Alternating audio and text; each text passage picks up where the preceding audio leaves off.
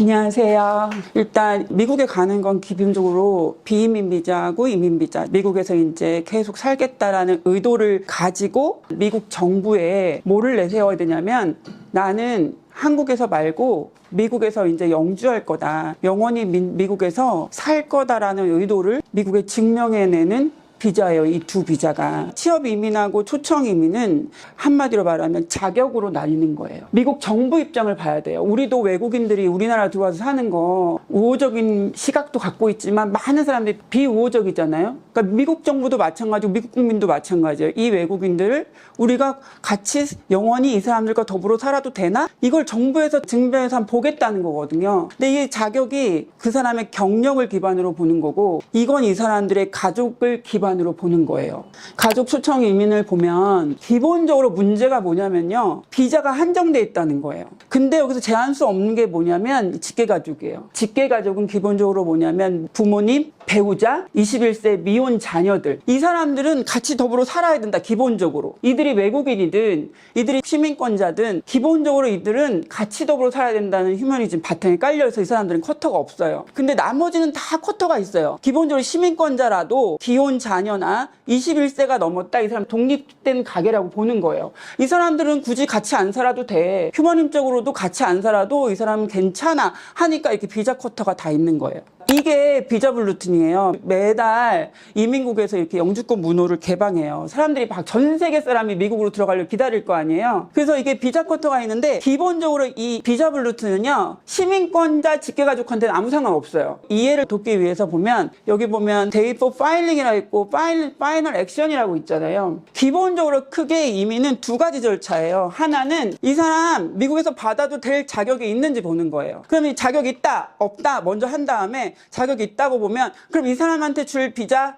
있니? 이건데 접수 가능인은 뭐냐면 요 두 가지는 한마디로 말하면 비자와 관련된 거라서 이미 자격이 있어. 자격이 있는 사람한테 이제 비자 절차 시작할 수 있겠네 하는 거예요. 그래서 비자 피를 이때부터 받아요. 절차 시작할 수 있는 날짜가 요 날짜인 거예요. 파이널 액션 데이트는 뭐냐면 비자 절차 다 해보고 나니까 이 사람 문제 없네. 재정도 문제 없고 범죄도 문제 없어. 그럼 인터뷰 받을 수 있는 자격 집계 인터뷰 날짜 통지해 주는 거예요. 여기 보세요. 2007년 8월 1일 2007년 8월 1일 날 접수한 사람 이제 인터뷰 통지 받아요. 그러면 2007년 8월 2일 날 접수한 사람 못 받아요. 아직. 이렇게 되는 거고 초청할 수 있는 사람이에요. 누가 나를 초청할 수 있는가. 시민권자가 이제 초청하는 거예요. 시민권자가 일단 배우자 초청할 수 있어요. 자녀 초청할 수 있어요. 형제자매 초청할 수 있고 부모 초청할 수 있어요. 그러니까 시민권자가 훨씬 다양해요. 배우자는 두 종류로 나뉘어요. 배우자가 혼인기간이 2년이 안 됐나 2년이 넘었나 이걸로 따져요. 혼인기간이 2년이 안 됐잖아요. 그러면 이분들은 영주권 못 받아요. 조건부 영주권 받아요. 그다음에 이분 2년 이상 넘은 분들은 영구 영주권 받을 수 있어요. 그리고 미혼자녀, 기혼자녀. 미혼자녀 같은 경우 미혼자녀 21세 넘은 경우 6년에서 7년 걸리거든요. 이 시간이요. 오히려 영주권자 직계가족분들보다 조금 더 길 수 있어요. 그러니까 직계가족이 우선인 거예요. 그다음에 여기 보면 21세 이상의 기혼자녀 있잖아요. 기혼자녀. 이 사람들 14년 걸려요. 거의.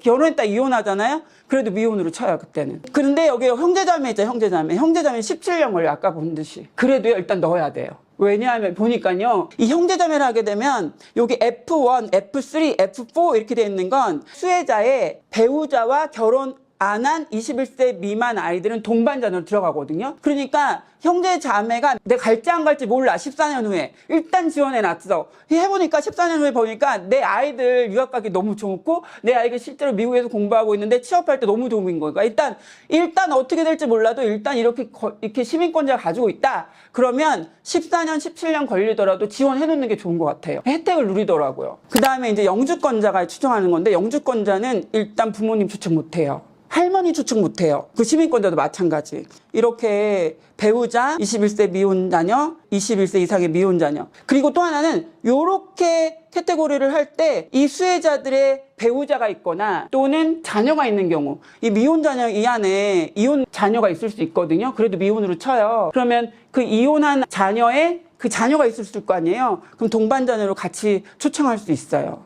부모 초청을 보면요. 기본적으로 만 21세가 넘어야 되고, 근데 이때 주의점이 뭐냐면 만 20세 넘으면 세금 신고 반드시 하셔야 돼요. 근데 만약에 세금 신고가 안 돼, 돈을 안 버니까 학생이거나 그러면 못 하잖아요. 그러면 나중에 초청 진행 과정할 때 사유서 써야 돼요. 절차가 모두 3단계예요. 크게 이민국 심사, 두 번째 비자센터에서 서류 점검해 주는 거, DS260 하는 그 서류 점검하고 재정 보증하고 범죄 경력 증명하는 거고, 마지막 인터뷰 3단계거든요. 그 모든 3단계가 약 1년 6개월인데 여기서 제일 많이 걸린 게 이민국 심사예요. 이민국 심사가 1년 하고 2개월, 그리고 나머지 한 4개월 정도. 그 자세한 상황은 뒤에 설명할게요. 일단 자격은 21세 시민권자고 초청 대상은 친부모, 그 다음에 이제 재혼한 가정, 부모, 그 다음에 양부모 모두 다 가능해요. 근데 이런 경우도 있어요. 친부모하고 양부모를 다 하고 싶은 거예요. 그러면 부모가 4명이잖아요. 가능해요. 가능한데 그 대신 이건 다 따로따로 해야 돼요. 부모를 하면 한꺼번에 한 청원서에 넣는 게 아니라 엄마 거, 아빠 거, 양아버지 거, 양어머니 거 이렇게 4개를 해야 돼요. 우리 한마음에서 제일 많이 하는 게 사실은 저 부모 초청이에요.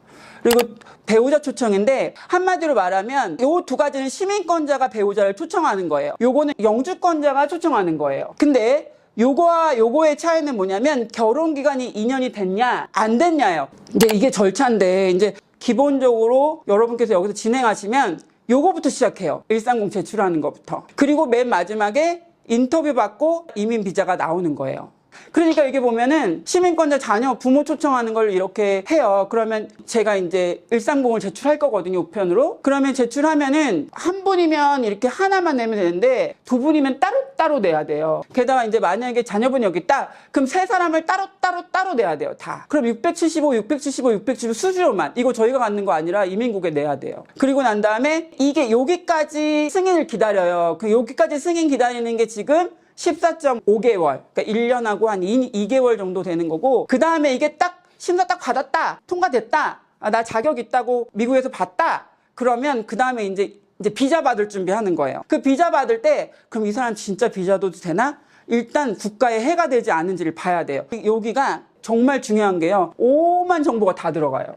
왜냐하면 이거를 안 하면 미국 정부에서 안 밝혀도 속인다라고 생각해요. 날짜 하나 틀리지 않고 정확하게 알려줘야 정확하게 수속이 가능하고, 그래야 이번도 문제가 안 되고 다음번도 문제가 안 돼요. 그리고 기본적으로 NBC 절차, 비자센터에서 하는 절차는 3가지예요. 이게 DS260 절차, 재정보증 절차, 범죄증명, 요 3가지거든요. 근데 우리가 한국에서 할 때는 DS260을 하게 되고요. 만약에 미국에 있다면 DS260을 안 하고 I-485 신분조정 신청을 해요. 근데 미국에 있어도 재정보증 들어가야 되고 범죄 증명 들어가야 돼요.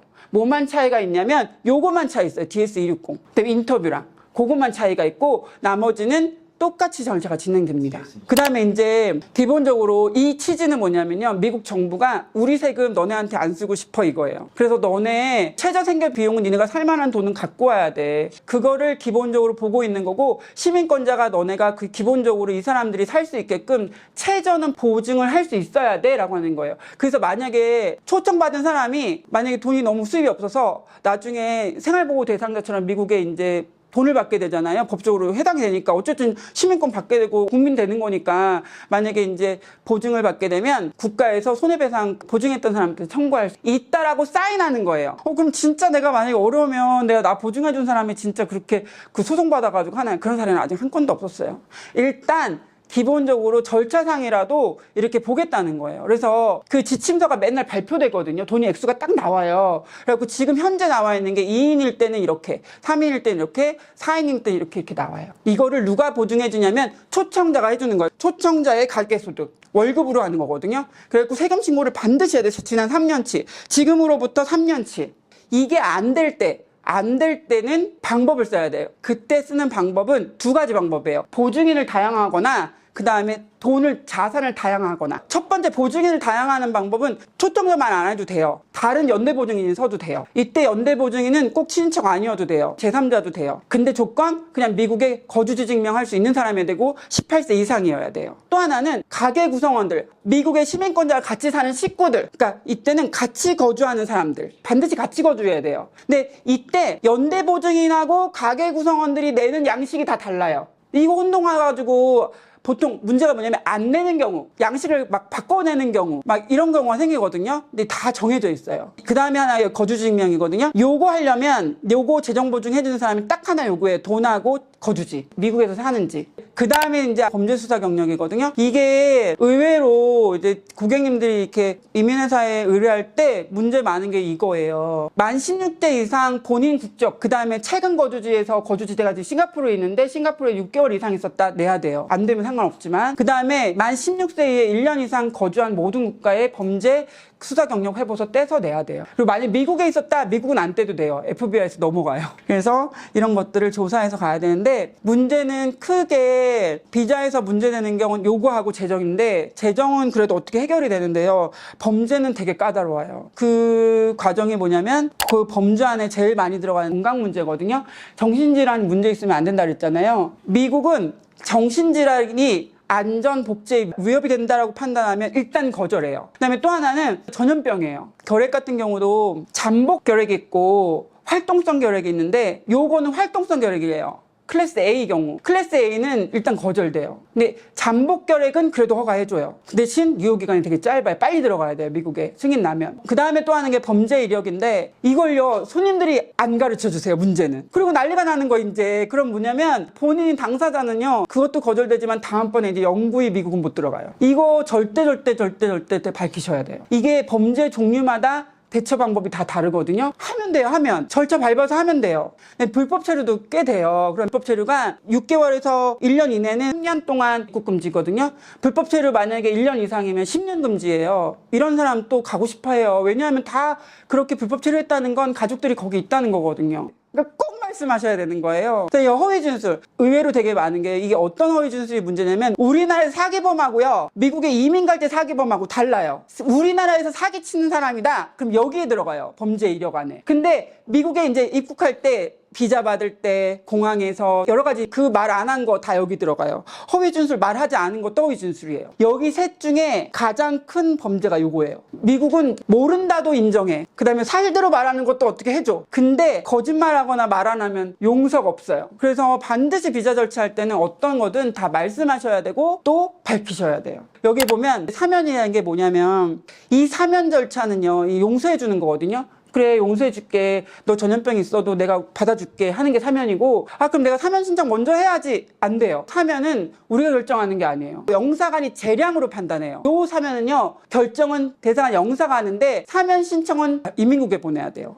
이민국에 보내서 이민국이 심사하고 심사한 다음에 그걸 영사한테도 통보하고 우리한테도 통보해줘요. 그러면 이제 그 문제는 깨끗하게 지워지는 거예요. 깨끗하게 지워져 다시 들어가요. 그때 사면할 때도 다 되는 게 아니라 이것도 다 법적으로 이렇게 있어요. 그때 제일 많이 쓰는 근거가 이 사람은 입국 금지 사유가 있더라도 요 두 가지 사유 크게 있으면 사면을 해주는 거거든요. 그래서 이런 걸 다 따져봐야 돼요. 이 가족 구성의 자격이 누구의 사면 자격이 되는지 이런 걸 따져서 상담에 의해서 하는 게 되는 겁니다. 이상입니다. 감사합니다.